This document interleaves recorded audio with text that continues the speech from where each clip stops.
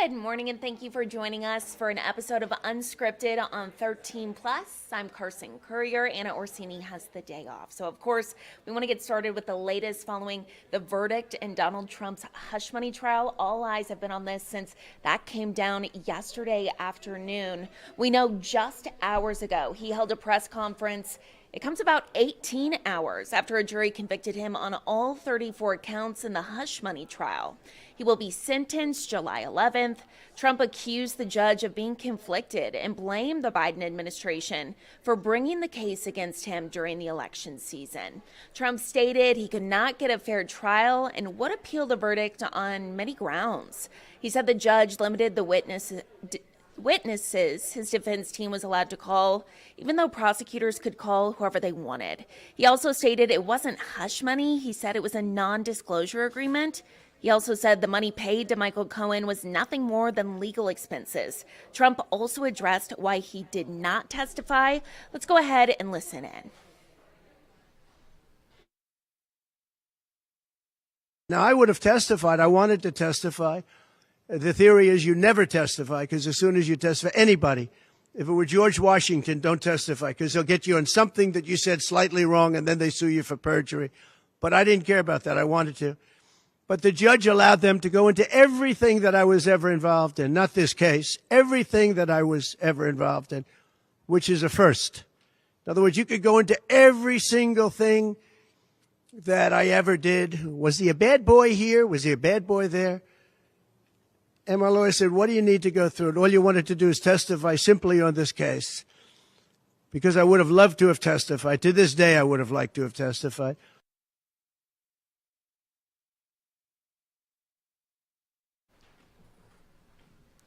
Now, as for what's next, you are taking a live look now to the outside of the Trump Towers in New York this morning. We know the former president has said he will appeal, as we mentioned. His lawyers even said the same thing last evening. He's scheduled to be sentenced July 11th. The judge will have plenty of options when it comes to sentencing. He can send Trump to prison for as much as 20 years. He can order him to community service, issue a fine, or place him on probation. So the thing to remember, this conviction does not prevent former President Trump from running for president. So we'll keep watching this for you. Make sure to download our 13 News mobile app.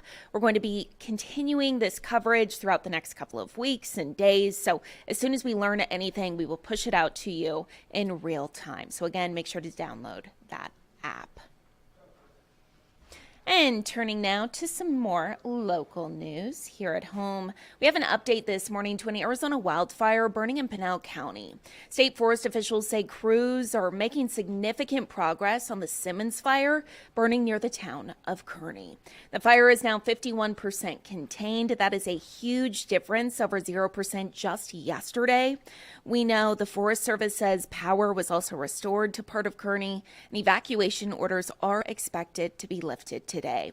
At this time, the fire remains at 351 acres. We will continue to watch that. Just make sure to be extremely fire aware this time of year. We know it is hot, it is dry, and just one spark could really lead to a massive wildfire. And as I mentioned, it is hot, it is dry here in southern Arizona, so make sure to stay cool. We know Pima County has actually opened its cooling centers starting today. You're taking a look at the Pima County website here. So I'm going to scroll down. Here you can see all the different locations for cooling centers. They even have options to find hydration stations or respite centers. So again, this is the Pima County website, pima.gov. If you just go to the cooling center option, you're able to see what is opened. Again, that is starting today. You'll have the opportunity to also find hydration centers, as I mentioned. So definitely really important with these triple-digit temperatures. Taking a live look this morning out to Mount Bigelow. Absolutely gorgeous start to the day. We have 13 First Alert forecaster Allie Potter here with us this morning. And Allie, honestly, the beginning of the days are so nice, but it just heats up so quickly. I know. I peeked outside a few minutes ago, and I'm like, ooh, we can already feel it. I know. It's starting to really warm up a little bit earlier in the morning. So get ready, folks. It's that time of the year. Of course it is, we have triple digits on tap come this weekend. We saw 100 yesterday. Honestly, Get ready. right? It's just that time of year. It We have to is. accept it. We really do. Exactly. It's here. We were so spoiled with really nice temperatures, okay? 85 right now in Tucson, definitely warming up. 82 Sierra Vista and Nogales. 78 if you're in Wilcox. 80 degrees for our friends in the Safford area.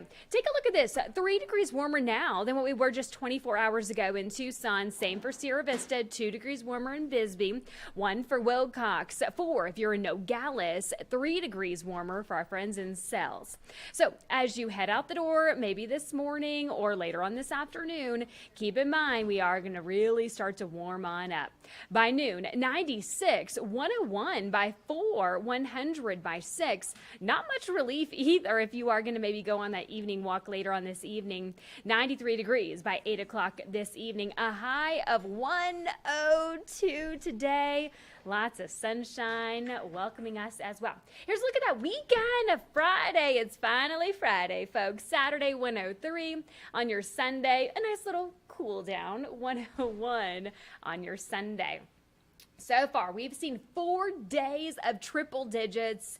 That was all this week, in fact. And I know that this graphic is just going to get bigger and bigger and bigger. The good news is we have not seen 105 because that's our next step, right? But we do have a chance to see our first 105-degree day of the year. We're talking next Thursday and next Friday.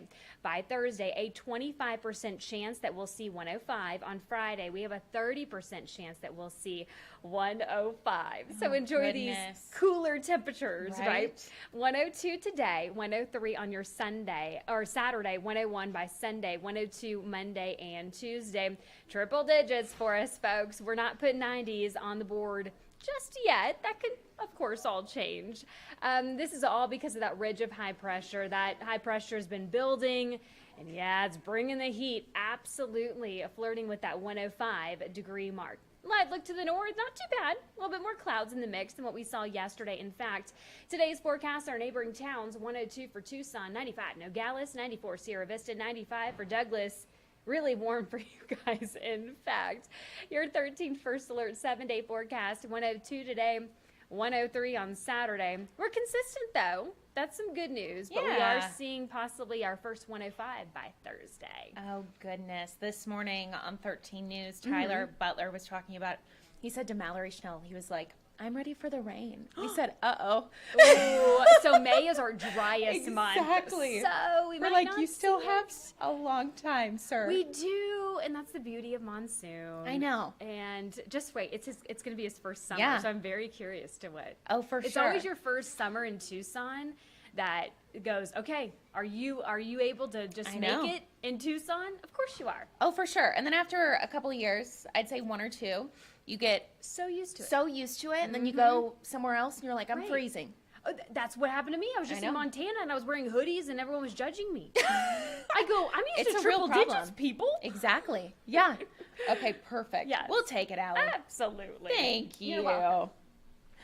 And of course, with those triple digit temperatures, lots of people heading to the pool this weekend. We know those pools are going to be packed this summer. So just a reminder this morning to practice your ABCs of water safety. Tucson Fire emphasizing the importance of those after a couple of drownings that have happened. So A is for active adult supervision. B is for barriers. C is for classes. Our very own 13 News reporter Jack Cooper has more on what parents need to look out for, what really anyone needs to look out for heading into the summer months.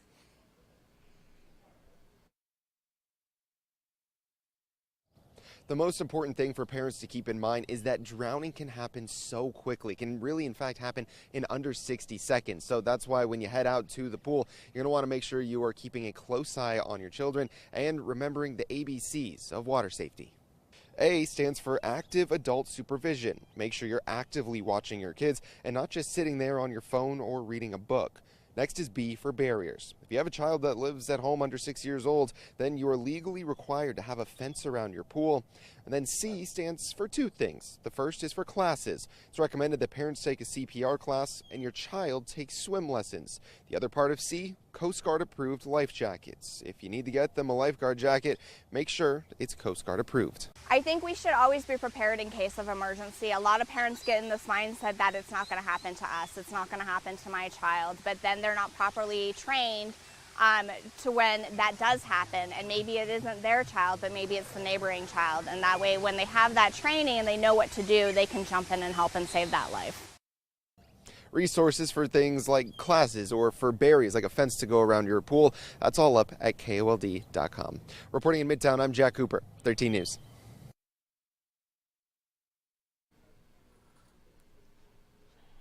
And I am joined here by, you are our first live guest. We changed our whole set here on Unscripted on 13 Plus, so welcome. Thank you so much for having me here. Of course. So it is Women's Health Month. I know it's the last day of May, but we think it's important for women, honestly, to care about their health, to be vigilant about their health year round. So go ahead and introduce yourself. You're from Arizona Oncology. Yeah, I'm Perfect. Dr. Shobna Talukdar. I'm one of the GYN oncologists at Arizona Oncology, and I'm here to chat about gynecologic cancer and the services we provide and spread the message about screening and treatment and prevention. Absolutely, so important. So as I mentioned, it is kind of the end of Women's Health Month, but something that we really need to be vigilant about year round. So as a woman, anybody who's listening at home, mothers for their daughters, what do women need to know for their health, something that they do every single year? Yeah. I think the most important, it's very important because a lot of these cancers are very subtle and the symptoms are vague and you can easily dismiss those symptoms. So I would always suggest them to be attuned to your body and listen to these very carefully, the symptoms, and if the symptoms recur or persist, please visit your healthcare professional and get screened. And for the daughters, I would say people who at least, a woman who at least at age 21 and above, please get your PEPS test and your routine HPV vaccinations from age 9 to 12, and now it's been extended to 26 to up to age 45. Wow. So do get screened and get those vaccinations. Cervical cancer is absolutely preventable.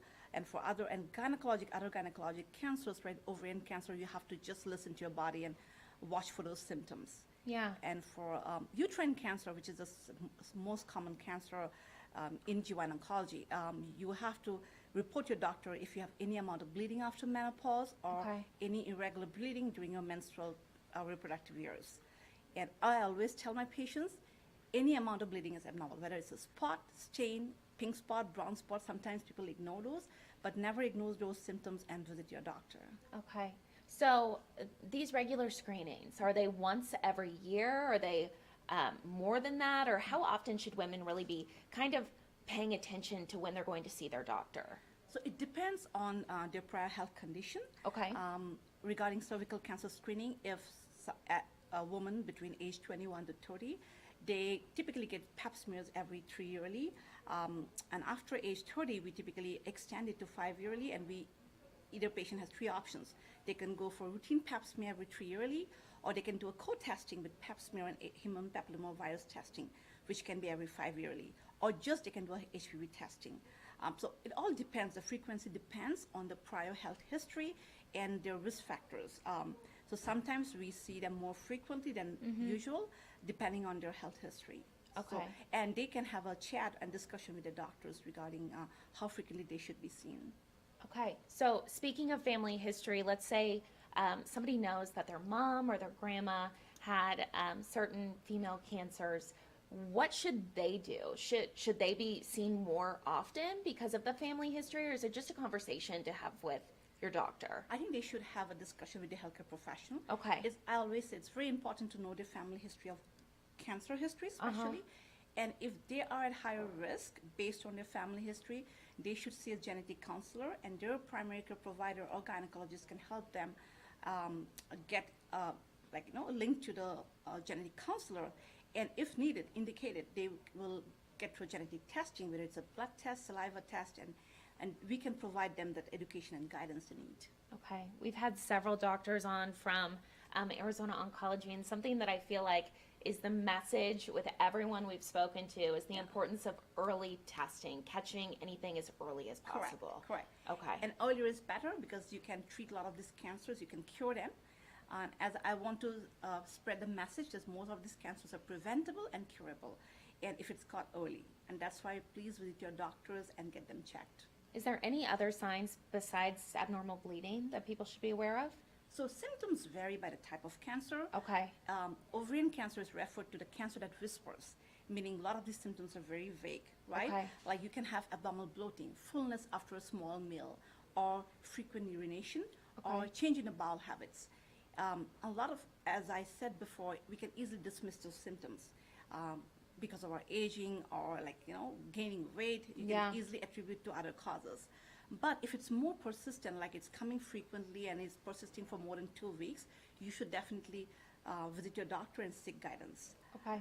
For uterine cancer, which is the first most common cancer, patients typically present with bleeding. It's irregular bleeding or bleeding after menopause. And we can diagnose this cancer by providing an endometrial sampling, which can be done by a regular gynecologist or a cancer specialist, and it's an easy office procedure.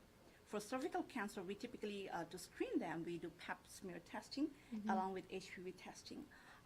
And also they should have a regular pelvic exam yearly, even they are not getting pap test. Okay. So to diagnose all these cancers. Okay. And for vulvar and vaginal cancer, this is the rarest cancer.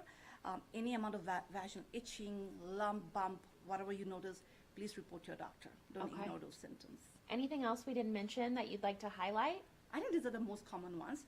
I also would say there are some rare type of cancers. These are not very common, but we have seen them more often in certain communities like Hispanic or Black communities. So they always should report to the doctors, get screened, because most of the time, even its early stage, it can be very aggressive. So those are the cancers that are, although not common, but I think they can be a little deadly. So it's always important to keep an eye and have a look out for those symptoms.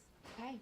Thank you so much for joining us. Welcome for having me today. You. Yes, of course. it's nice and meeting we'll make sure to clip this so anyone who wants to go back and watch it, if they have any questions, you can find that on our website, KOLD.com, under the news tab, and then Unscripted on 13+. It was great to meet you. Great to meet you. Thank you so much. Thank you so much. Have a good day. So moving along here, something else that we want to highlight. We want to take a look at this website here. So something to keep an eye out for if you have a student or a child who's 19 or younger, there's actually a license plate contest that is going on right now. So this is to raise awareness for teen suicide.